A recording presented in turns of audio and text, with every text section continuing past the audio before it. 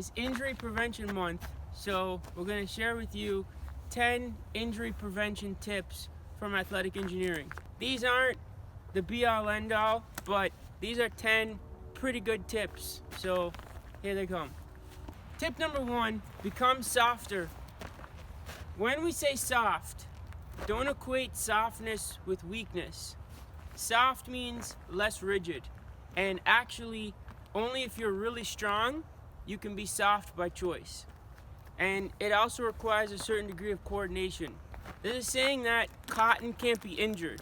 Though it's not meant to be taken literally, but if you have a body that can withstand turbulence, that can take force and take load and not meet it with rigidity, then you're going to be a lot less likely to get injured. You have to be able to absorb force.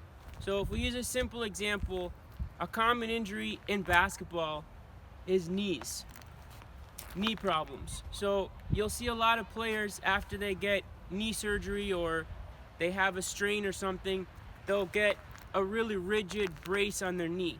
And the idea is to create protection, but in actuality what that does is make the knee weaker.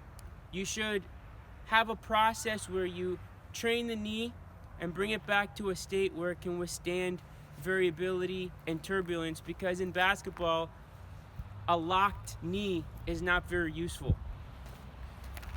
So we'll do things like knee washing. Very simple example of how to soften the knees and establish a little bit more trust and tolerance for variability through the joints. But we don't want to go beyond the scope of this tip and make it too long. The idea is just to understand that you need a body that collaborates well together, that is able to be soft and able to meet force with a certain degree of softness so that you don't break. If two concrete blocks meet, they shatter. But if concrete block meets cotton, the cotton doesn't get hurt. Tip number 2 is move your spine. Let's make this short and sweet. Most athletes, when they train, they very rarely move their spine at all. And when we work with athletes, we do very basic spinal movements and spinal coordinations that shows that not only does their spine lack flexibility to make them more injury proof, but it also lacks coordination. They don't really know how to use their spine. And learning how to use your spine properly can also increase your performance, your ability to transfer forces and use gravity to generate more speed and power. At the most basic level, you need to be able to bend, twist, rotate, and if you can't do these things freely, then you're going to have energy blockages in the middle of your structure, and the spine is your axis from which you can generate power as an athlete. So here's something very simple you can do to loosen up your spine. Just simple twisting.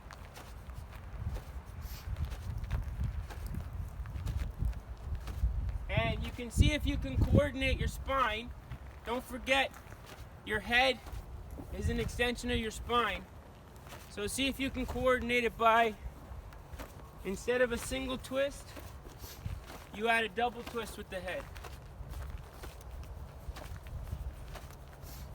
And don't break the rhythm of the rest of the movement.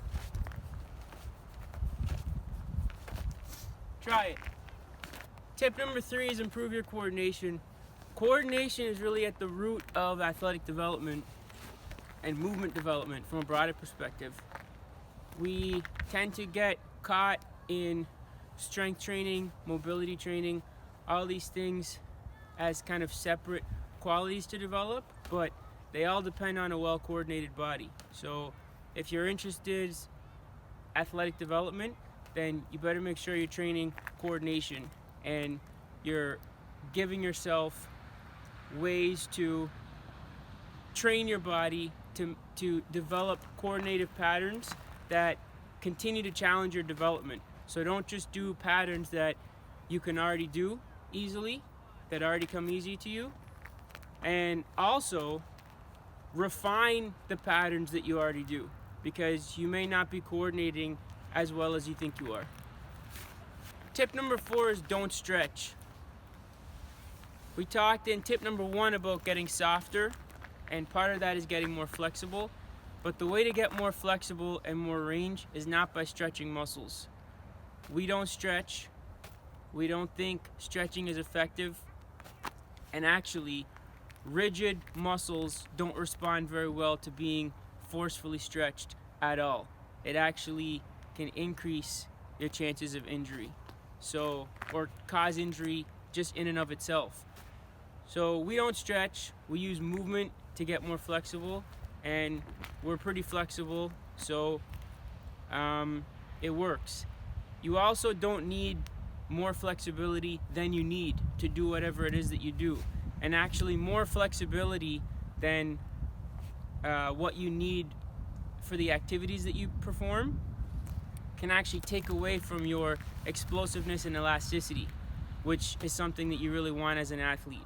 So there are better ways to develop flexibility, softness, and freedom in your movement than stretching, which will keep you fast, quick, explosive, elastic, which are qualities that you definitely want to maintain as an athlete. Tip number 5 is be careful how you strength train. Strength training is important for an athlete, but strength is not an isolated quality that you can develop. It depends again on a well-coordinated body.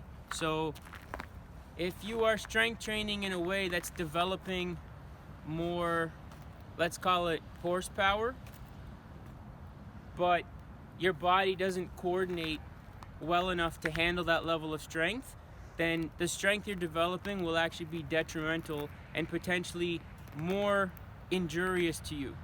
So it's not always better to just get stronger. It's more important to coordinate your body better first and build strength along with that. And there's an intelligent process to develop strength in a way that supports athletic development instead of just getting stronger, becoming more rigid, and then putting yourself at more risk for injury. That wraps up the first 5 tips for injury prevention from athletic engineering. Stay tuned for the next 5 coming at you next. Boom!